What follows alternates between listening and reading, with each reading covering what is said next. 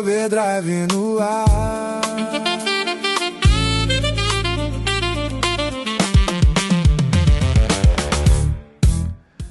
Seja muito bem-vindo. Eu sou o Fernando Kruger e nós estamos no 9º programa da Overdrive. No programa passado, eu trouxe a doutora Natália Oliveira. E hoje eu estou trazendo uma das grandes referências do automobilismo, principalmente o virtual, e que está montando cockpits. E, aliás, eu estou até muito interessado, e com certeza para quem é do mundo virtual, vai também querer entender um pouco mais sobre a construção desses cockpits. Hoje, eu estou falando do ex-piloto, diria assim, do Rafael, mais conhecido como Bala Perdida. Seja muito bem-vindo, Rafael, tudo bem? Obrigado, Fernando, obrigado pelo convite. Obrigado você. Rafael, vou ser bem sincero com você. Eu fiquei um pouco assustado com esse seu apelido de Bala Perdida, porque eu, sinceramente, eu até perguntei para o Marlon, que veio aqui também na Overdrive, eu perguntei para ele se você tinha sido alvejado em algum determinado momento. Eu fiquei até com medo, receoso. Eu falei, pô, será que ele tá bem, alguma coisa? Ele, não, cara, não tem nada a ver com isso, não. Na verdade, fui. Sério? Então, a minha história não começa como piloto, né? Eu sou músico de formação desde os 15 anos de idade. E eu tive uma banda que teve bastante nome aqui no Rio de Janeiro, uma banda que fez Faustão, que já estava preparada já para decolar. E a gente foi fazer um show no Nordeste e sofreu um assalto no Nordeste. E nesse assalto, meus 2 primos foram baleados, né? Uma bala passou perto da minha cabeça, então passou em tudo que é veículo de comunicação, né? E foi depois desse episódio, né? Depois de ter parado, dado um ano sabático com a música, que eu conheci o simulador de corrida e acabei entrando, né? Meio que por acidente, nesse mundo do automobilismo, né? Então, a minha história, ela foi um pouco diferente do normal. Normalmente, a criança começa no kart, né? Pequena, né? E ela vai se desenvolvendo. Não, eu comecei com 28 anos, então é muito tarde, né? Sim. Realmente, o kart você começa muito jovem. Eu estava até comentando com o Marlon aqui, que eu tentei no kart aos 7 anos. Mas na época eu não pude, porque quando eu liguei para esse comercial, né, que eles tinham colocado lá no jornal o Globo, eu vi que só podia correr com 8 anos. E infelizmente eu acabei não conseguindo, porque também é um esporte muito, muito caro. Mas o que o Marlon tinha me contado sobre a sua história é que você era tão rápido, que você passava e não viam você passando. Na verdade, esse apelido veio do seguinte, né? Quando houve a possibilidade de eu entrar, né, na categoria, né? Eu não sabia se eu ia correr ou não, porque eu não tinha patrocinador ainda fechado, né? Tava naquela coisa de ia fechar ou não ia fechar. E no finalzinho, nos 45 do segundo tempo, eu consegui fechar os patrocinadores. Então eu não tinha nem andado no carro ainda, né? Eu tinha ido para São Paulo, tinha tirado a licença de piloto, né? Eu tirei a licença de piloto num Fórmula Ford, se eu não me engano, foi isso mesmo. Foi um Fórmula Ford. E naquela semana da corrida, os pilotos já estavam correndo no carro há meses, né? Eu não tinha posto a mão no carro ainda. Então eu cheguei na quinta-feira para poder ter o meu primeiro contato com o carro na semana da corrida. No treino livre de quinta-feira, esse é meu primeiro contato com o carro. Só que o que aconteceu? Eu cheguei lá na quinta-feira de manhã, estava tomando meu café, o carro estava aquecendo, e simplesmente o carro bateu o motor em cima do cavalete, cara. O meu carro, né? Então o carro foi para a fábrica, fazer motor, fazer aquela coisa. Então eu fiquei babando lá nos carros andando na quinta, na sexta sem carro, sábado classificação, cadê o carro? O carro ainda não tinha chegado. Eu estava todo paramentado olhando para o portão 7 de Interlagos para ver se meu carro chegava. E nisso o que acontece? Cidadezinha pequena, os patrocinadores que te apoiam estão esperando tu aparecer na televisão, né? Até para ver se tu não é lorota, não é chacota, né? É a primeira vez. E nisso, até o Galupo veio para mim, Rafael, é melhor você abortar essa missão, você nunca andou no carro, né? Você não sabe nem o comportamento do carro, como que vai ser. Vamos deixar para a próxima. Aí eu falei para ele, olha, cara, se a gente não entrar hoje, esses camaradas tudo lá que botaram grana para eu estar aqui, eles não vão botar na próxima vez, não. Acabou. Game over, né? Sim. E eu acabei pagando pra ver, falei, mano, vamos que vamos. Sentei no carro, larguei em último, não tinha feito tempo nenhum. E na segunda volta já estava em terceiro, né? Aí veio aquele apelido, né? Bala perdida. Não sabia, ninguém sabia de onde veio, mas era rápido. Pois é. O Marlon exatamente disse isso. Ele falou assim, Fernando, vou te ser bem sincero. O Rafael era tão rápido, que às vezes você olhava, num piscar de olho, ele te passou e ia embora. Ele sumiu da sua frente. Eu falei, agora eu entendi o apelido dele. Mas ele também me comentou um pouquinho sobre você, me falou que você também já teve algumas experiências com automobilismo profissional, né? E, se eu não me engano, foi a Stock Light. Não, foi na Fórmula Inter. Fórmula Inter, isso, Fórmula Inter. E quais as experiências assim que você teve positivas na Fórmula Inter? Então, a Fórmula Inter, eu peguei ela no início, né? Né? Ela foi uma categoria que ela veio com uma proposta de tornar possível uma pessoa comum se tornar um piloto profissional. A proposta dela, no intuito, no geral, era esse. Quando eu fiquei sabendo da Fórmula Inter, na verdade, ela já tinha acabado um programa que ela tinha que chamava Incubadora de Pilotos. O que era essa incubadora? Ele pegou pilotos do Brasil inteiro que faziam um vídeo divulgando a categoria e quem fosse mais votado, mais visto, ganhava o ingresso na incubadora e esse incubado ganhava uma corrida, uma etapa, né? Ele ganhava uma etapa. Então, um carro lá era destinado só para esses caras da incubadora. Eu já tinha perdido isso tudo, né? E quando eu fiquei sabendo, já tinha passado tudo e eu fiz de tudo para entrar, porque o que acontece? A minha realidade é completamente diferente, né? Eu não tenho grana, né? Eu nunca tive. Então, eu tinha o talento, mas eu não tinha o dinheiro. Né? E foi aí que veio uma ideia de maluco, que foi a ideia de fazer essas camisas. Na verdade, essa camisa da RR tinha uma camisa vermelha, e essa camisa virou uma febre, cara. Pilotos do Brasil inteiro compraram essa camisa e com o dinheiro da venda dessa camisa, eu consegui tirar a licença, né? Consegui comprar um material que é muito caro, né? Na época, eu vendi uma moto para comprar um capacete. Eu sou o único idiota que tu conhece que vendeu uma moto para comprar um capacete. Capacete é caro. Capacete é caro, né? Muito caro, muito caro. Quando eu falo isso, o cara vendeu uma moto para comprar um capacete. Isso não faz sentido, mas não tem jeito.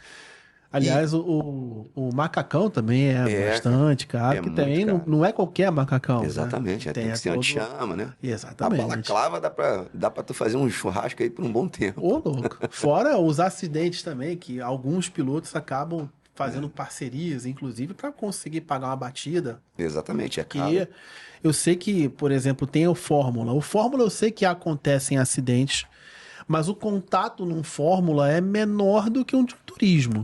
O de turismo você literalmente empurra o cara. Exatamente. E é por isso que eu não tenho paixão nenhuma por turismo. Eu corro, né? Mas a minha paixão sempre foi monoposto por isso, cara. Não tem esse encosto. O cara tem que ser bom, tem que passar sem E o Fórmula Inter, ele usava que tipo de motor? É uma motorização própria, né? Os carros foram feitos todos no Brasil, né? São carros nacionais, né? Mas não usava motor AP, não, né? Não. Era um motor 2.0, fabricação Minelli Racing, né? Caramba, 2.0? 2.0, né? Maravilha. E eles não limitavam ainda o carro, deixavam o carro limitado, porque se soltasse era um foguete. Uma besta enjaulada. É, lógico, o carro é um Fórmula, né? Eu tenho, inclusive, uma peça dele lá em casa, que eu trouxe, porque eles alugavam para pessoas poderem dar uma volta em Interlagos. Uma vez o cara rodou com o meu carro e explodiu o cabeçote tampa, porque ele rodou, não apertou a embreagem. Nossa. Explodiu aquela tampa, eu levei para casa com rombo, assim, mandei refazer a fibra e tá lá, né? Eu tenho um pedaço do meu próprio carro lá. Caramba, cara. Deve ser maravilhoso. Assim, eu não digo o fator de você estar rodando com um carro desse, mas deve ser maravilhoso você correr, você sentar ali, você deve... Eu já conversei com alguns pilotos, eu já conversei com alguns entusiastas também. O que todos dizem em comum é que quando eles correm, parece que a alma sai do corpo. Literalmente falando. É um transe, né, cara? É um transe. Você tá ali dentro, quando você fecha a viseira, todo piloto antes da corrida é um ritual, né? Você vai no banheiro, tem que ir no banheiro, é uma adrenalina tão grande que falou que vai largar, corre todo mundo pro banheiro. Vai todo mundo pro banheiro e depois se paramenta, mas quando fecha a viseira e larga, você não sente medo. Né?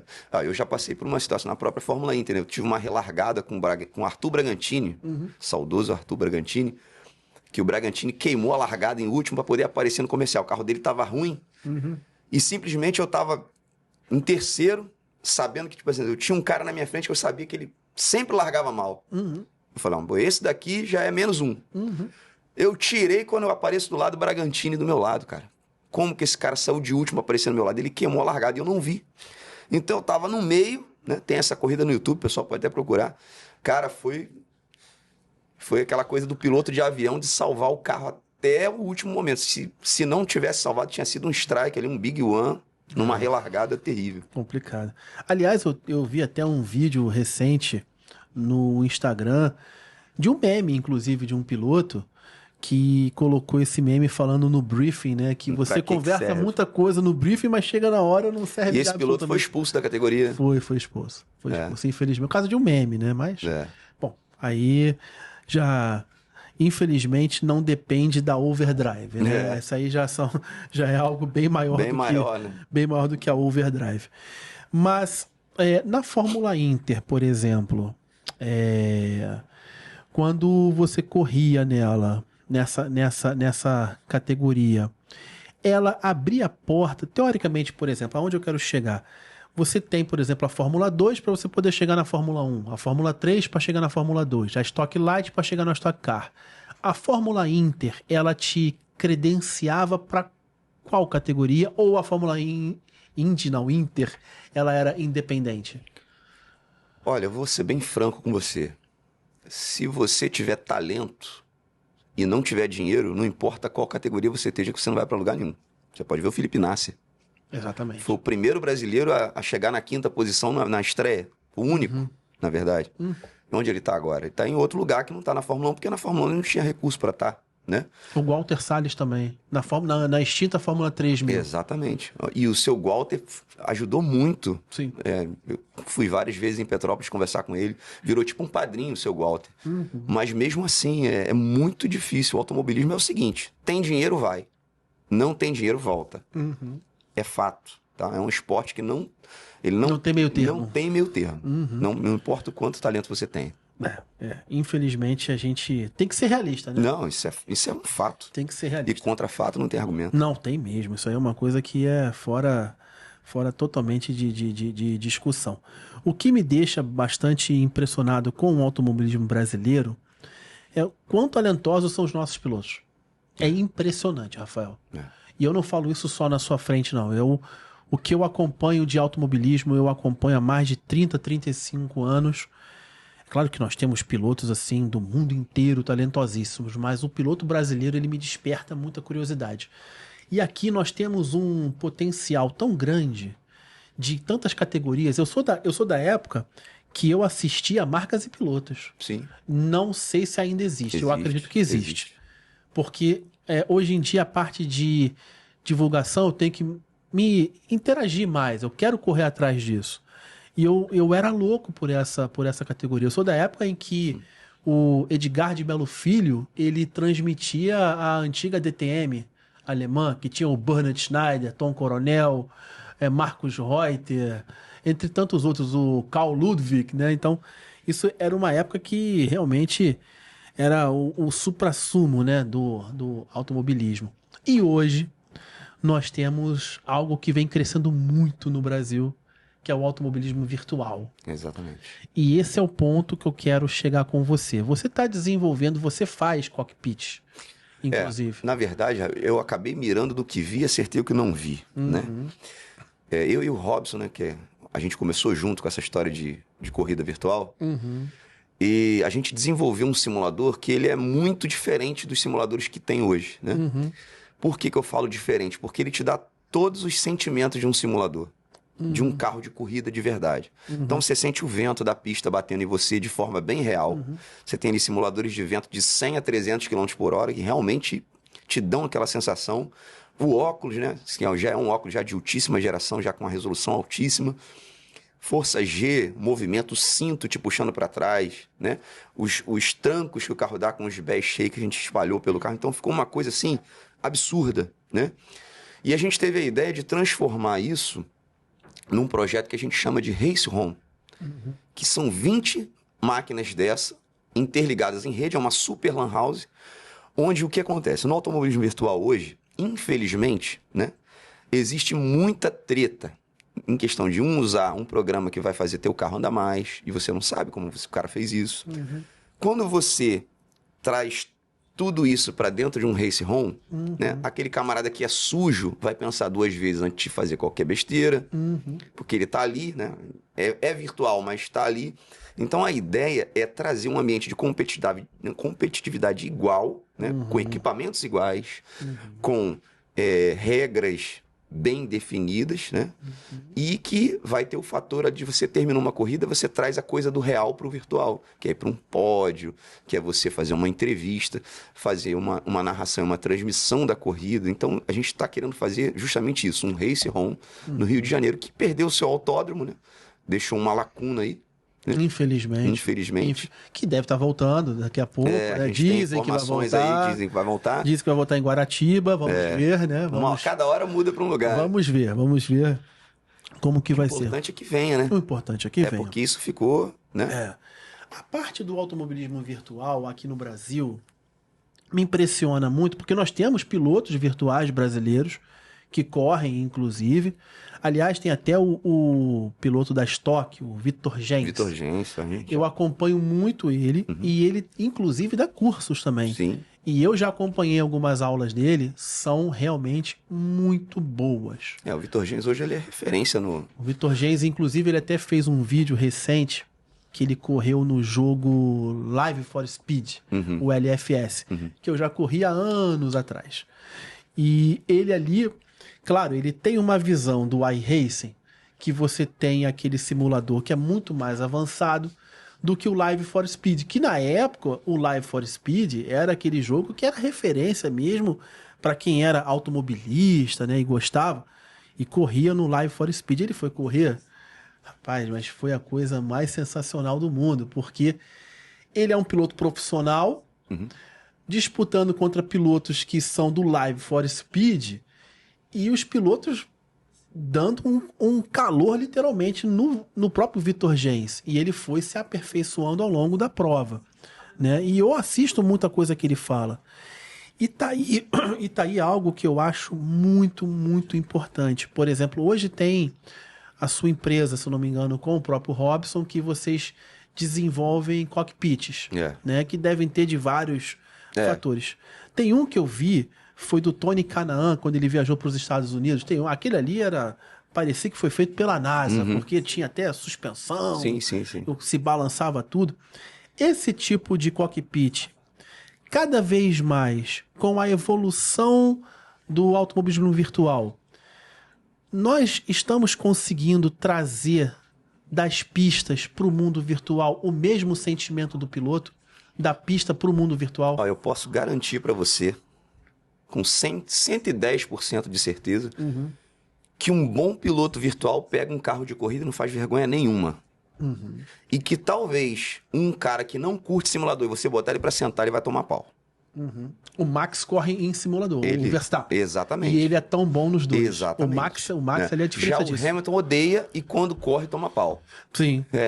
Pra você ter ideia. Porque não tá acostumado. Não é que ele toma pau. Se ele quiser, ele vai, mas ele não gosta. Sim. E quando o cara não gosta... fazer o que não gosta é muito ruim. Tem um ex-piloto que é muito bom, que é o Montoya. O Montoya. O Montoya já corre também, e o Montoya é muito bom. O Barrichello corre também. Barrichello corre. Filhos do Barrichello. Felipe Massa corre. Felipe Massa corre. Mas uma coisa interessante, né? Felipe Massa uma vez fez um vídeo que ele falou sobre o equipamento dele que estava parado lá, jogado, ele foi pegar para usar e estava tomando 1 segundo dos caras. Ô, louco. Né?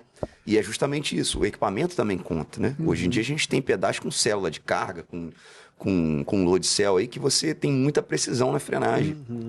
Equipamentos hoje que você tem ali botões que vão te facilitar. Durante uma volta você troca a configuração do carro milhões de vezes. Sim, isso aí é um fato. É um fato. Isso é um fato. Então, quer dizer, o equipamento no virtual também conta muito, né? Conta. Muita coisa mesmo. E é algo que me desperta muita atenção, porque o mundo virtual hoje para o brasileiro, fugindo das redes sociais, que também nós dominamos nesse tipo de know-how, ambiente, né? de ambiente, não só falando da parte dos jogos eletrônicos de carros, o Brasil também hoje ele é uma grande referência Inclusive jogos de tiro. Sim. O Counter-Strike, por exemplo, é um grande exemplo. Né? Tem até times chamado Fúria, tem o Fallen, Eu né? tive uma lan house, isso era febre Isso, nos anos 2000. Claro, O pessoal claro. passava a noite jogando isso. Que eles faziam o famoso corujão. Que virava exatamente, à noite, o corujão. comprava pizza, trazia refrigerante, isso aí. todo mundo ficava jogando. Então, hoje, o brasileiro ele vem crescendo fantasticamente nesse mundo virtual. O que eu considero muito interessante é que nós já temos algumas competições que você não precisa nem sair da sua casa. Exatamente. Você joga na sua casa e você participa de um campeonato. E outra, é narrado. Sim. Eu já vi narrações de brasileiros que são profissionais. Sim. No automobilismo virtual tem também. Exatamente, profissional. Veja, eu já vi narrador brasileiro muito bom, comentarista brasileiro virtual fantástico. Eu já vi piloto, sabe, até como você mesmo falou, às vezes até dando entrevista, explicando várias Fernando, coisas. tem muita gente apaixonada que faz isso por amor sem ganhar nada. O próprio JC da Simuladores Brasil é fantástico. Não sei se você conhece o trabalho do JC. Conheço. O JC faz um trabalho assim absurdo. Eu comecei correndo no virtual com o JC. Sim. E é fantástico o trabalho do JC. Sim. Fantástico. Então, o que vem sendo feito aqui é impressionante. E o que também está me chamando a atenção é que aqui no Rio de Janeiro já tem um espaço, né, que fica aqui na Barra da Tijuca, já tem uma loja que ela nasceu vendendo peça de carro, de performance, e hoje ela tem uma loja específica só para o automobilismo virtual. Eu tenho um amigo chamado Matheus, que ele foi inclusive lá no meu casamento, ele foi o meu padrinho de casamento. Uhum. Ele é fanático por automobilismo virtual. E ele faz tempo jogando no iRacing. E hoje, em dia, ele tá correndo com esses carros de endurance, né? Ele tava me explicando que você chega num certo momento que você precisa de horas para ter que conhecer o jogo, você precisa ganhar provas para você poder chegar ao ponto de ter um carro, né, de endurance. E tem 24 horas, que ele me explicou. Tem, você faz troca de piloto, inclusive. Sim. O Max, inclusive, ele tem uma equipe. Tem. Se eu não me engano, é a Headline, né? Acho que é Headline o nome. O Max. Tem a Verstappen Racing, alguma coisa assim também. Isso, aí corre ele, corre o Gabriel Bortoleto, Corre. Drogovic, né? E falando um pouco da construção do seu cockpit, quando vocês vão construir esse tipo de cockpit, vocês têm mais pedidos, por exemplo, de cockpits mais, assim, que eu diria, mais modernos? Ou as pessoas pedem mais aquele cockpit mais raiz, que você não sente nada no carro, só senta e faz tempo? Bom, existe público para tudo, né? Sim. Lógico que um carro desse de Fórmula 1 escala 1:1 igual a gente faz, você não tem nem como botar num apartamento, né? Sim, claro. Tem que ter um espaço destinado para aquilo. Então, a gente tem muito pedido de criança, né? O pai às vezes corre no simulador, mas se você procurar em qualquer lugar, você não encontra cockpit de criança infantil. Então eu aproveitei o meu filho, que meu filho já está com 9 anos e corre, já consegue correr com a gente. Eu aproveitei ele para poder fazer, a gente desenvolver um simulador para criança.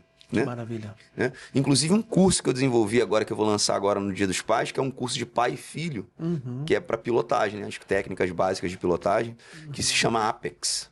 Esse curso vai ser lançado em breve, que é para pais e filhos desenvolverem automobilismo junto, né? Que o automobilismo, cara, assim, a gente como piloto, quando a gente adquire o conhecimento e a habilidade de pilotar, isso não é só para pilotar, isso é para a vida, né? Um piloto, para ele causar um acidente no trânsito, ele tem que estar muito de mal com a vida, né? Porque o reflexo de um piloto é absurdo, né? Ele vai enxergar o trânsito em câmera lenta, né? Então, uma tomada de decisão dele é muito precisa.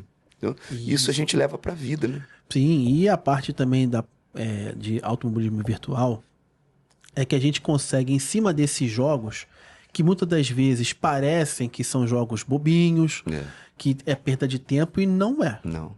Ali literalmente, você consegue dar uma vida não só para você, como para sua família também. Exatamente. Né? Existem pessoas que vivem disso. Vivem disso. Eu até vivem citei bem. agora. Vivem bem. Eu até citei agora o próprio Counter-Strike. Sim. O que tem de menino que tem 12, 13 anos, que já treina em cima do próprio jogo Counter, e ele hoje em dia participa de Major, que joga esses grandes eventos, E eu sei que o automobilismo tem isso também. Tem. Eu sei, inclusive, tem a FIA.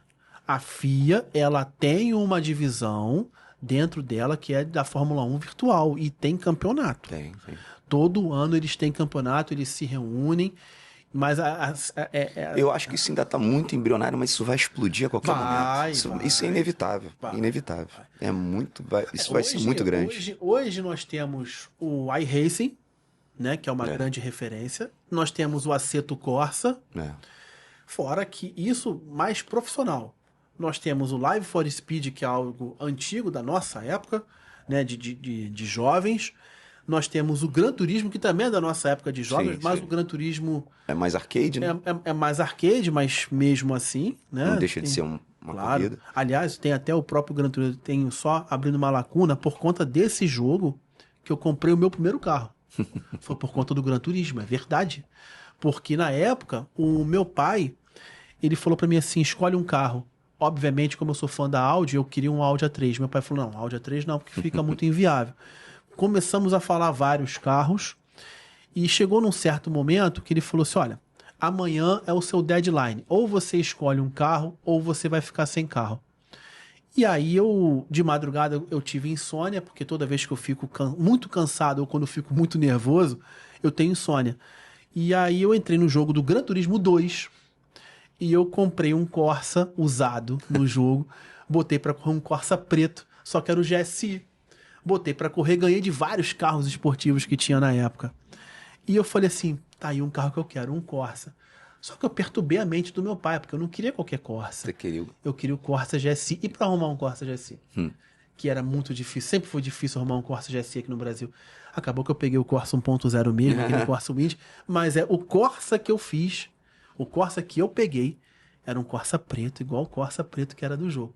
Pra você ver o quanto que o jogo influencia. Né?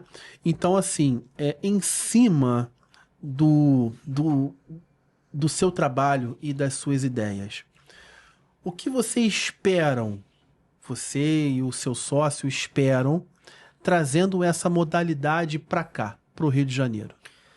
Primeira coisa é a inclusão, né? Claro. Porque o automobilismo a gente sabe que é caro, mas o virtual é muito acessível, né? Com certeza. É muito acessível. Você conseguindo montar um race home, você vai conseguir dar uma acessibilidade para muita gente, né? Desde criança até idoso, a ter um contato com um simulador que é mais próximo da realidade possível, né? Eu costumo falar que esse simulador que a gente fabrica é uma linha que transversal entre você estar realmente num carro de corrida de verdade ou você tá no simulador. Cara, eu tenho vídeos de pessoas que saem, que gritam na hora que vai bater. Que parece que vai morrer mesmo. Isso é verdade. Porque é muito real, cara. Sim. Eu falo assim, cara, explicar o meu simulador é como se fosse Cabral explicando pro índio o espelho. Isso é verdade. Porque não dá, cara. Só você sentando lá. Eu tenho um amigo meu que viaja para os Estados Unidos, ele tem empresa lá, tá, não sei o que. Eu mandava para ele quando eu tava construindo, aí ele, pô, legal. Tá, não sei. Quando ele sentou, que ele andou, ele falou, cara, nenhum vídeo que você mandou para mim fazendo, nada, eu não ia conseguir ter essa dimensão nunca. O cara tem que sentar para andar. Sim. É muito diferente. A gente fez um evento para a Visa. A Visa fez a gente pintar o carro era vermelho. A Visa fez a gente pintar o carro de azul, adesivar e levar o carro para São Paulo. Cara, 3 dias de evento. No primeiro dia de evento, a gente teve que sair igual um maluco lá para achar aquele lance de você, organizador de fila. Porque simplesmente ninguém ia para lugar nenhum. Os outros estantes ficaram tudo vazio. Ô, louco. Foi absurdo. Tipo, todo evento que a gente faz é literalmente isso. Se o cara não levar um foguete da SpaceX, o nosso simulador vai ser a atração principal. Não tem jeito, cara. Eu já fiz 10. Os 10 foram a mesma coisa. Porque é muito diferente. Agora, assim, é muito caro. Então, quer dizer, a gente precisa de um investimento muito grande para poder botar 20 negócios desses num galpão, numa coisa bem estruturada, né? Então, isso aí é o nosso maior desafio, né? Sim. A minha dúvida agora aí é algo muito amplo. Como eu sempre faço com todos os convidados, eu sempre trago uma pergunta polêmica, mas não é nada assim também, né? A minha polêmica hoje que eu trago, né, nesse momento polêmico aqui da Overdrive, a CBA já procurou vocês ou já procurou alguém também que aprecia o automobilismo virtual e já tentou fazer algum campeonato feito pela CBA? Pra mim, não. Nunca, né? Não. Seria uma ideia boa pra CBA, né? Já que a FIA tá fazendo, não custa nada. A FIA não faz? É isso? Porque quando eu falei da FIA... Às vezes pode ser até que eu desconheça, mas eu Sim. não vi nenhum movimento da CBA. Eu também nunca vi. Entendeu? Eu também nunca vi. Pode ser que eu esteja falando besteira e a CBA já fez alguma coisa. Sim. Ela faz pra kart, com certeza, Sim, né? sim. O próprio campeonato da Fórmula Inter é da CBA. Sim. Mas- Não, nós temos um jogo brasileiro, tá? O Automobilista Que é 2, né? o Automobilista 2. Que eu gosto muito, Que é eu sou espetacular apaixonado também. e o Robinho odeia. que é apaixonante mesmo esse jogo. Mas fica uma ideia, né? Até porque eu tenho muito respeito, isso eu tenho que falar, e eu não tô falando assim da boca pra fora, não tô falando pra querer ganhar like ou curtir nada. Eu tenho muito respeito pela CBA, muito, eu tenho muito respeito mesmo. Eu não vou entrar aqui no mérito o que pode ser melhor, o que não pode ser melhor, que tipo de problema que deu ou deixou de dar. Eu tenho respeito porque nós estamos falando de um esporte que muitos acham que o futebol é o topo da cadeia. Desculpa, não é. O futebol, ele faz parte de um pilar junto com vôlei, basquete, artes marciais, ginástica e automobilismo. É o segundo. Eu fiz um levantamento, um estudo de viabilidade do Race Home, só no Rio de Janeiro dá 700 mil pilotos, eu tô falando o número errado, 700 mil pilotos virtuais, cara, só no Rio. 700 mil É muita ativos coisa. na Steam, cara. É muita coisa. É muito. É muita Se coisa. 10% consumir um Race Home, já... Não tenha dúvida. Já Isso é. aí é uma coisa que... Entendeu? Um dia, quem sabe, a gente vai sentar, vai conversar e vamos fazer uma pista chamada Overdrive. Pô, Vamos fazer uma Overdrive lá. É. Eu trabalho de vez em quando com inteligência artificial. Eu vou pedir para fazer um desenho da Overdrive. Eu vou passar para você para a gente colocar lá no circuito. Mas nessa questão de automobilismo virtual, dentro dele existem subcategorias? Por exemplo, um menino de 12 anos vai correr com um menino de 12, ao invés de correr com um homem de 25, 30. bom, Já existe isso? ainda não. O iRacing, ele tem o iRating, né? Sim. Ele consegue aí meio que equalizar ali o teu nível de habilidade. Tem um garoto, né? Se eu não me engano, o apelido dele é Ferrugem. Ele tem 12 anos. Ele é do Rio Grande do Sul. O iRating dele é altíssimo. Ou seja, ele é cobra. Ele é Fera demais. fera demais. Eu corri com ele no iRacing, ele é muito bom, cara. Muito, muito bom mesmo. Muito bom mesmo. Então, quer dizer, não mede muito por idade, mede por habilidade, né? Porque senão você vai estar até condenando um garoto como esse que tem capacidade para estar lá em cima, correndo com o Vitor Gens, correndo comigo, correndo com outros, entende? A vantagem é que ele tá ganhando uma experiência absurda, né? É. Tem essa vantagem de correr com pessoas mais velhas, Exatamente, porque tem mais cabeça e se controla mais, né? Exatamente. Ele tem mais controle. Aliás, tanto que eu até iria brincar com o Marlon, mas eu acabei esquecendo de brincar com ele, com os alunos dele lá de 13 anos, que eu ia dizer para eles o seguinte: não entra na pista comigo achando que eu vou tirar o pé só porque eu sou casado, tá? Porque eu não Porque eu tenho tenho esse filho. tipo de... não pense assim, O pessoal porque... costuma falar que quando tem filho, tu fica meio segundo mais lento. eu não tenho filho, tá? Eu não tenho filho, mas eu sou casado, eu sou recém-casado. Mas Então, você tem um cachorro. eu tenho dois, na verdade. Então Eu tenho dois. você tá um segundo mais lento, né? Um segundo mais lento. Mas, por exemplo, eu não tenho... Eu falo com sinceridade. Eu não tenho... Nunca passou na minha cabeça isso. Eu já andei de kart, casado, já fiz muita coisa casado, mas nunca passou... Eu não sei explicar pra você o que se passa na minha cabeça. Porque comigo, quando eu tô andando, inclusive vale pro mundo virtual também. Porque eu levo tão a sério que eu falo pra minha esposa: agora eu vou correr, Não eu fala preciso do comigo. meu espaço, não fala comigo. Cara, eu tomo cada susto quando... Rapaz, e quando às vezes você tá lá concentrado, tentando tirar tempo, ajeitando o carro, e chega alguém perto de você, sem do nada ir pra falar contigo. Rapaz, eu dou cada pulo da cadeira, eu levanto de lá. Poxa, Porque assim, na minha cabeça e no meu conceito, quando eu tô correndo, parece que literalmente eu me coloco como se eu estivesse dirigindo literalmente a verdade. É como se estivesse, sei carro lá. de verdade. Não tem... E eu já fui ao ponto, isso aí cada um tem uma peculiaridade. O que eu já fiz pra sentir literalmente? Eu já peguei capacete, já botei balaclava, eu já vi, isso é sério, eu já coloquei luva, já coloquei macacão, e o pior de tudo, que você não vai acreditar no que eu fiz. Eu peguei 2 ventiladores, botei um do lado do outro, joguei na minha cara. Pra sentir o vento. Pra sentir o vento e eu continuar correndo.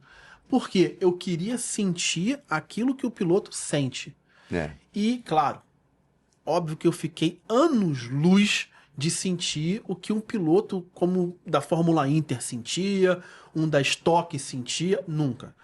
Porém, isso foi tão bom pra mim, foi tão especial, que eu falei, cara, é muito bom você poder correr. Porque para mim, Fernando, parece que todos os meus problemas somem.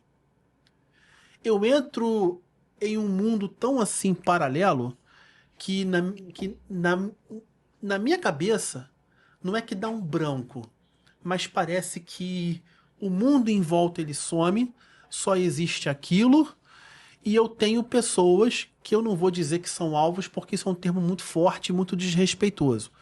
Mas são pessoas que eu considero que são mais capacitadas do que eu, e eu me coloco numa posição que eu preciso me capacitar igual aquelas pessoas. E eu corro por conta disso. Porque quando não é... E eu não paro para ver, por exemplo, a quantos quilômetros por hora eu estou. Isso vale, inclusive, para o mundo virtual. Não existe para mim. Existe a pista. Agora, quanto eu tô, quanto eu deixo de estar, em que posição eu tô, eu admito que eu nunca parei para ver. Nunca parei. Então, isso, basicamente, essa experiência que eu tenho. Agora, Fernando, uma coisa que pode até que dê bastante corte isso aí agora que eu vou falar, mas que é muito importante, pelo menos numa das 3 áreas que eu atuo muito, né? O que acontece? Já viu aquela frase do Homem-Aranha famosa, né? Grandes poderes, grandes responsabilidades. Grandes poderes e grandes Então, responsabilidades. quando a pessoa chega lá no alto, ela não pode esquecer de onde ela veio. Tem muita gente que estava lá onde ele estava, que hoje ele está lá em cima, e que queria estar lá, né? Às vezes ele não teve nenhuma ajuda para estar lá. Ele fez sozinho, bacana. Mas, cara, ó, por exemplo, nos universos que eu navego, na música, o rock ele meio que morreu. Por quê? O sertanejo, um grande sertanejo pega um emergente, vem cá gravar um clipe comigo, ele abraça e pega o cara e leva. Na cabeça do roqueiro, ele fazendo isso, ele estava tirando um público dele para dar para o outro. Ele acabou matando a cena. O rock morreu. Foi um movimento completamente ao contrário do que ele esperava, né? Uma banda para abrir um show de outro era terrível. Não, essa banda vai abrir meu show, não. E se abrir, vai tocar num cantinho ali, entendeu? Já o sertanejo, não. O sertanejo abraça. Aí o sertanejo cresce, né? O automobilismo. O que a CBA está fazendo para poder promover, para poder ajudar, para poder fazer com que cresça, né? O automobilismo nacional ou virtual, seja lá o que for, para a criança ter acesso a isso, para a pessoa que não tem condições de ter, quais são os programas que são feitos para isso.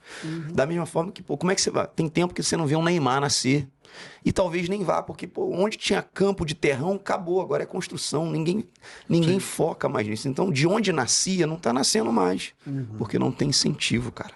É verdade. Isso que Não você tem falou pra mim incentivo. é muito preocupante. Isso que você acabou de me falar é algo que eu penso também, e eu tenho absoluta certeza que esse programa aqui daqui a pouco ele vai atingir, porque hoje nós somos muito pequenos. Hoje nós seríamos, com todo respeito, aliás, eu tenho muita consideração por várias equipes de Fórmula 1. Hoje nós somos uma Minardi, né? Mas a gente quer deixar de ser Minardi, a gente quer algum dia chegar numa Ferrari, numa Audi, numa Mercedes. Então, tudo isso que eu penso para isso que existe a Overdrive. Aonde a Overdrive pode fazer para melhorar o automobilismo nacional. Porque quando a gente fala sobre automobilismo, nós somos do Rio de Janeiro. Então nós temos uma preocupação do automobilismo carioca. Exatamente. Mas a Overdrive, ela vai além do Rio de Janeiro. Ela tem que também pegar o automobilismo nacional com pessoas daqui. Por exemplo, existem pessoas de drift que já me mandaram mensagem. E é uma categoria que está crescendo aqui no Brasil assustadoramente num fator positivo. O que tem de criança, o que tem de jovem sonhando dentro de um carro de drift, o que você falou é de extrema importância. Nós temos que colocar os jovens, mesmo que seja um automobilismo virtual, não deixa de ser um esporte. Esportes virtuais são reais, mudam vidas. Mudam. E eles trazem muita disciplina. Não é só automobilismo. O Counter-Strike faz isso, o Battlefield faz isso, o Free Fire faz Eu isso. vou entre muito tantos além. O automobilismo virtual, para criança, ele pode economizar em segurança pública e economizar em saúde pública. Sim. Porque é muito menos acidente, cara. Sim. Se fosse uma obrigação da escola, por exemplo, ensinar automobilismo virtual, eu garanto para você que daqui a 20 anos eu reduziria 20, 30, 40% dos acidentes, sem dúvida. Sim. E existe alguns jogos, eu não sei se você já conheceu o GTA. Conheço, joguei GTA. muito GTA. Então, existe uma prática aqui no Brasil que já tem aí, já perdura quase 10 anos, né? Já tem 9 anos, 8 anos de prática, chamada de roleplay. É coisa dos jovens que gostam, né? Que seria uma espécie de Second Life. Um dos mais conhecidos é o Paulinho Louco. Uhum. Você sabia que nós temos cidades de GTA que são para carros? Sim. Só para carros? Sim. Existe o Brasília Roleplay. Quem é o dono do Brasília Roleplay, inclusive, é um grande gearhead, que é o Getaway Driver, que é de Goiânia, se não me engano, de Brasília. Ele é o dono do Brasília RP. Tem muita gente ganhando dinheiro com isso. Sim. Tem gente dirigindo para levar pessoas. Sim. E Se ele não tem faz... teletransporte no jogo, tem que ser com um carro. E ele faz encontros virtuais, cara. É. E as pessoas pagam por aquilo, as pessoas se empolgam. Empresas grandes, como sei lá, Telefonia Claro, Vivo, já fizeram eventos lá dentro e você só assistia. O próprio iFood já fez Exatamente. isso. O próprio iFood. Exatamente. Então a gente vê a grandeza do mundo virtual. É. Para quem acha que o mundo virtual é bobagem, que o mundo virtual... Esquece isso. Esquece. Isso foi o tempo que a minha mãe dizia para mim que se eu continuasse jogando videogame, eu não ia conseguir nada na minha vida. Lembre sempre do cara da locadora quando viu a Netflix falar, isso não vai dar certo. É não. lógico. Lembre E sempre disso. hoje em dia, o automobilismo é uma grande realidade. Do seu produto que você faz, porque eu quero muito falar do seu produto, porque ele é de extrema importância, tem que ser divulgado, o seu trabalho tem que ser divulgado. Em cima do seu produto, quando você montar toda aquela operação, toda aquela logística para você poder fazer um campeonato, né? Em cima disso, você pretende também trazer pilotos profissionais para pelo menos dar uma aula, dar uma palestra? Eu tenho uma vontade muito grande de fazer parceria com a rede pública de ensino. Uhum. A verdade é que isso só faz sentido quando você democratiza as coisas, para poder as coisas acontecerem. Uhum. Você imagina uma criança de uma comunidade, de uma periferia, ter contato com um carro desse. Uhum. Eu tô falando isso porque quando eu fiz esse evento da Visa, a Visa permitiu que escolas visitassem os estandes. Cara, eu cheguei em casa com um braço maior do que o do Cariani, cara. Porque eu pegava a criança, botava a criança. Eles só deixavam a criança andar 1 minuto. Eu e o Robinho saímos de lá forte. Pegava a criança, botava... Mas as crianças, o brilho no olho das crianças, cara. E as crianças ficaram doidas com aquilo. Eu falei, cara, tá vendo? Isso é muito importante, cara. Entendeu? Pro reflexo das crianças. Trabalha muito o reflexo das crianças, cara. Eu vejo o meu filho, cara, o reflexo que o meu filho tem quando vai correr. Entendeu? Eu sei que eu vou poder dar um carro pro meu filho sair quando ele tiver 18 anos e eu não vou ficar, pô, cara, o cara vai se matar. Não, eu sei que ele vai saber o que ele tá fazendo, entendeu? O dominar a situação, né? Você está preparando ele para a vida. Se eu vou tocar um solo muito difícil, eu toco ele em 130% para treinar, porque em 100 eu vou estar, ó, tranquilo. Perfeitão. Entendeu? É assim que funciona. Sim, eu também. Eu penso da mesma forma. Você está preparando o teu filho para a vida. Simples. Trabalhe com sobra sempre. Simples. Não, isso é simples. Eu também acho. Eu também acho que nas nossas escolas nós deveríamos ter uma conscientização de trânsito, nós deveríamos ter simuladores e também fazer algo que é trabalhar com a possibilidade de você quer... Hoje em dia, os carros japoneses são a grande realidade.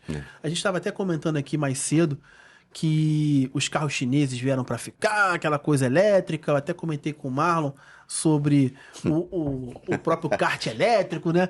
A gente já entrou nesse assunto aí. Porém, querendo ou não, a realidade nacional hoje é o carro japonês. E hoje em dia, se você perguntar para qualquer jovem hoje, ele vai falar: eu o tenho uma Supra. frase que você vai gostar. Qual frase? Ó, mulher brasileira, guitarra americana e carro é japonês. O resto tudo conversa fiada. É uma possibilidade, porque eu sou fã dos carros alemães. Eu já gosto mais do carro japonês. Japonês, né? Meu pai sempre gostou dos Mas carros. não por conta de ser mais bonito, não. Eles têm uma coisa que me encanta, cara. Eles não quebram. Faz total sentido. Eles não quebram, Principalmente o Toyota Corolla. Não quebram. Não quebra, literalmente. E nós, aliás, nós temos um brasileiro que ele finalizou um projeto iniciado pelo Satoru Nakajima, que foi o Senna com o Honda NSX. É. Quem deu a opinião final foi o Senna. Eu lembro disso. Tanto que tem um vídeo dele icônico Pilotando o carro. no Grande Prêmio de Suzuka, Sim. no circuito de Suzuka. E ele tava bem vestido, tava até com um sapato social. Como é que é o nome? Como é que é o nome desse sapato, cara? Mocassim? Mocassim. Mocassim, né? Tava com mocassim. E ele com óculos escuros, ele saiu cantando pneu. Fazendo ponta-taco. E ele dando VDO ainda no carro, né? Dando VDO e passando na Spum que nem um louco. Que, aliás, a própria Spum, se eu não me engano, foi uma disputa entre Schumacher e Alonso. E o Alonso... perguntaram para o Alonso como que ele conseguiu passar o Schumacher. Ele falou que ele passou pelo Schumacher porque o Schumacher sabia que tinha esposa e filho. Por isso que eu falei que... Meio segundo mais lento. Por isso que eu falei que Ele tem gente esperando ele em casa. Por mais que eu tenha esposa, ela sabe que isso é muito forte pra mim. Duas coisas que eu acredito que deixam o cara mais lento. Filho e mola. Mola? Lembra do Massa? A mola deixou ele mais lento um pouquinho. Meu Deus. Segundo o próprio Nelson Piquet, quando ele sofreu um acidente na Indy, ele falou que ali ele já sabia que ele já estava mais lento. Inclusive também alguns pilotos, o próprio Berger também já falou do acidente terrível que ele teve lá em San Marino. Eu gosto muito do Piquet. Eu acho o Piquet um piloto. Piquet é sensacional. Sensacional. Piquet autêntico. Muito. Piquet E ele dominava os universos todos, né? Que era de criar, executar e pilotar. Né? Isso é fantástico. Você tá lidando com um cenista nato. Eu sei mas eu devo admitir algo que é muito importante. Aí os cenistas de plantão vão querer agora comer meu fígado e vender lá na Deep Web. O que acontece Então é Team Senna com Team Piquet. O que acontece... Em termos de conhecimento mecânico, o Senna não era maior do que o Piquet. Desculpa, cenistas. Eu sou cenistas. Eu sou cenista. Muito Senna. O meu cachorro chama-se Senna. Eu já perdi uns seguidores aí falando isso. Mas... Pode ser que você perca também, mas é verdade. Pode ser, mas o Nelson, em termos de conhecimento mecânico, o Nelson... Coisas que a gente usa hoje na Fórmula 1, o Nelson que desenrolou o cobertor de pneu. Isso. Abastecer. Isso. O Nelson, em termos de conhecimento, inclusive quando ele pegou o carro do próprio Carlos Reutemann, né, e mexeu no carro. Aliás, tem dois pilotos que eu acho sensacionais: Piquet e Lauda. Lauda esquece. O que o próprio Lauda fez lá na Ferrari, quando ele falou lá da Ferrari e meteu a bronca na Ferrari. E ele fez o companheiro dele sentar no carro dele e girou um tempo 3 segundos mais rápido, aí você já sabe com quem que você está lidando. Exatamente. O cara tem skills. E era o que o Piquet tinha. E o Piquet foi um cara que ele doutrinou. Tem aquela ultrapassagem icônica dele no Senna, que ele deu o dedo do meio pro Senna no Grande Prêmio da Hungria. E tem uma também, quando o Senna... Vamos combinar, aquilo ali foi demais, cara. Aquilo ali... Comparando hoje, rapaz, aquilo ali... E o Nelson, quando o Senna estava começando na Fórmula 1, o Nelson viu que ele estava batendo em todo mundo. Isso é verdade. O Senna tava batendo em todos os pilotos. E foi fazer um teste lá na dele, lembra? Foi fazer um teste e o Piquet meteu um segundo nele, cara. Mas ele meteu porque ele sabia o horário da pista exatamente. que ele podia fazer isso. Sim. Isso demonstra conhecimento, cara. Sim. Entendeu? Isso demonstra Por isso que, conhecimento. pra mim, o Nelson, talvez em termos de condições conhecimento, é o maior. iguais, talvez o Senna até poderia bater o tempo dele, mas o Senna tinha conhecimento. O Piquet tinha conhecimento de causa. Sim. Entendeu? É o que eu falo pra todo mundo. Olha só, tu pega esse celular, tu abre, tu tá vendo o que é? Eu tô vendo uns programinhas, tá, não sei o quê. Eu tô vendo o código-fonte que gera isso aí. É completamente diferente, cara. Sim. Completamente diferente. Porque você, além de estar vendo o que o cara tá vendo, tu tá vendo por trás dos panos. E esse era o Piquet. Sim, o Nelson, além de tudo, ele é muito inteligente. O Nelson, cara, Não, pra mim, fora de série. esquece. E o Nelson, fora as histórias dele contra o Mansell, que pra mim são as melhores, o Nelson... Aliás, o Nelson, ele deu um grande ensinamento, que pra mim é um fator diferencial hoje, que transforma um piloto vencedor para o piloto campeão. Existem pilotos, na minha opinião, que são vencedores. O Ralf, por exemplo, o irmão do Michael Schumacher, vencedor. Campeão, Michael. Mas o Ralf era vencedor. Então, o que difere os dois é a vontade. É aquele conhecimento, é de ir além. Então, o Nelson sabia que o maior rival dele era, além do Mansell, era a equipe. Como que você vai trabalhar numa equipe sabendo que a equipe estava oferecendo tudo que há de melhor para o seu companheiro e para você nada? E aí vem o lado bom do Nelson. O Nelson ia no banheiro, sabia os horários que o Mansell usava, ele tirava todos os papéis higiênicos. Ele usou aquele ponto no ouvido naquela corrida que ele entrou na frente do... Tu sabe da última da propaganda? Não. Que eles vieram no Brasil pra gravar uma propaganda, queria que o Nelson gravasse a propaganda, não sei de que era, até esqueci. Diz que o Mansell foi gravar, acho que pagaram $500 mil pro Mansell e não sei quantos milhões pro Piquet, mas aí falaram, mas tu não fala pra ele não. Ele falou, a primeira coisa que ele fez foi falar. Foi. O Nelson sempre foi assim. Cara, ele sempre foi assim, ele é demais. O Nelson sempre foi muito engraçado. E aí entra naquilo que eu penso mesmo. O Nelson, em termos de conhecimento, porque quando a gente fala sobre Nelson, as pessoas já vão querer comparar com o Senna. O Senna tem a importância dele, a gente também tem que parar e entender que o Senna não é Deus, que o Senna sempre foi um ser humano. Ele foi um piloto diferente, ele foi um piloto que trouxe muita coisa positiva. O Senna teve aquela coisa do povão, né, cara? Ele conseguiu mexer com a massa. Sim. Né? O Piquet nunca se importou com isso. Sim. Né? O Piquet fazia o que ele tinha que fazer. Sim. E o Senna, ele trouxe algo muito interessante para a Fórmula 1, que começou com ele a preocupação do piloto de fazer um trabalho cardiovascular. Exatamente. O Senna, tanto que eu falei, inclusive para a doutora Natália que estava aqui, eu disse para ela, aquela corrida icônica de 1992, que estava Senna e Mansell, 9 voltas, 10 voltas atrás dele, babando com um carro infinitamente melhor, não conseguiu passar o Ayrton. No final da prova, o Ayrton estava normal, como se nada tivesse acontecido. E o outro estava morto. E o Mansell estava quase desmaiando. Aliás, o Mansell já desmaiou uma vez quando ele correu na Lotus, que ele saiu do carro, foi empurrar, desmaiou. Mas também estava calor, é outra história. O esporte evoluiu muito nessa questão física, né? Sim. Até no próprio futebol mesmo. Você pega... Hoje um jogador de futebol é um atleta, né? Na época do Pelé era talento puro. Sim. Né? Fisiologia pura. Sim. Hoje não, hoje o cara é preparado, né? Sim, hoje em dia o cara já... Eu acho que hoje o Garrincha não fazia muita coisa que ele fazia não, cara. Acho que alguém já tinha jogado ele pro alto há muito tempo. Já me fizeram essa pergunta do que eu achava dos pilotos antigos nos tempos novos, modernos. Né?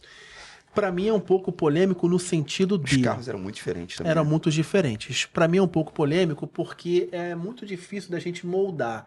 É muito difícil da gente falar até onde a gente conseguiria ver uma briga entre Senna e Verstappen. Ou a gente iria ver Hamilton e Piquet. Isso é muito difícil.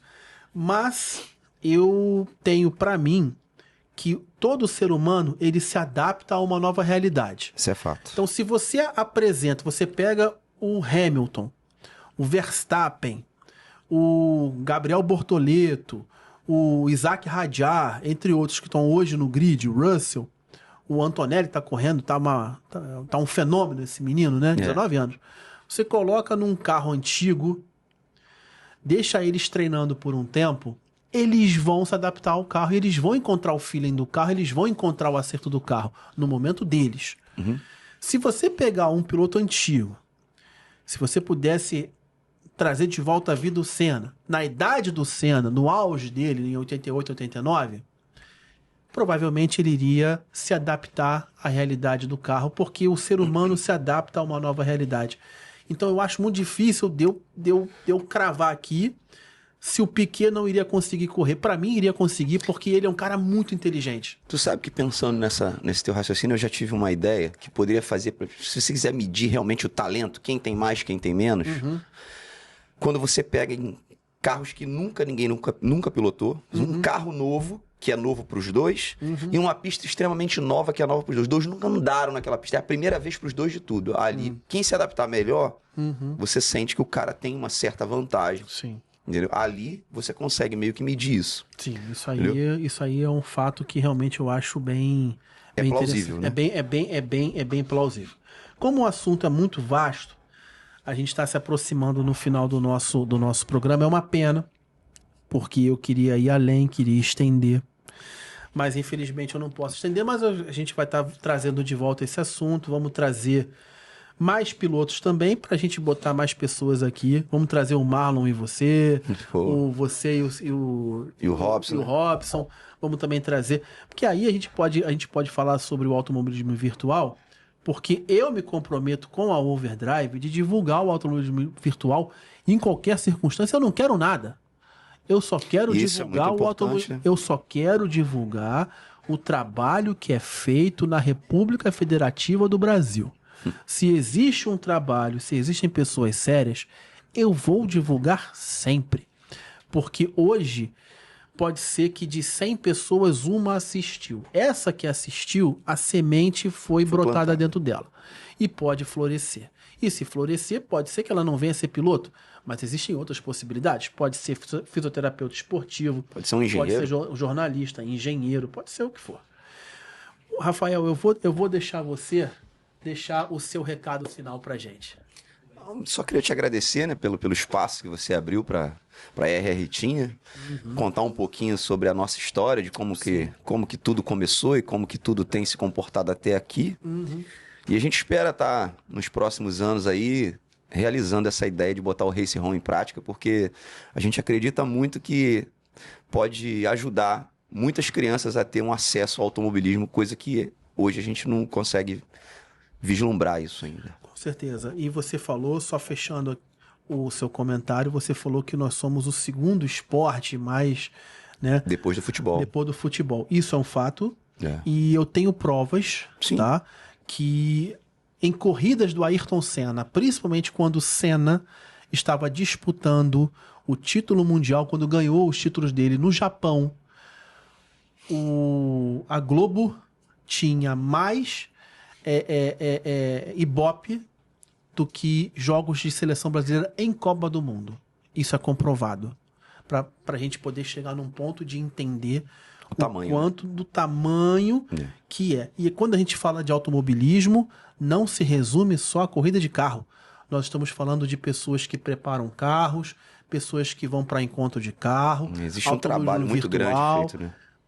É um mundo que tem que ser muito bem explorado e respeitando as pessoas que trabalham com isso. Porque realmente é um esporte que muda vidas como mudou a minha, mudou a sua e mudou de muita gente. Isso aí. Tá bom? Fernando, Robson, eu te agradeço.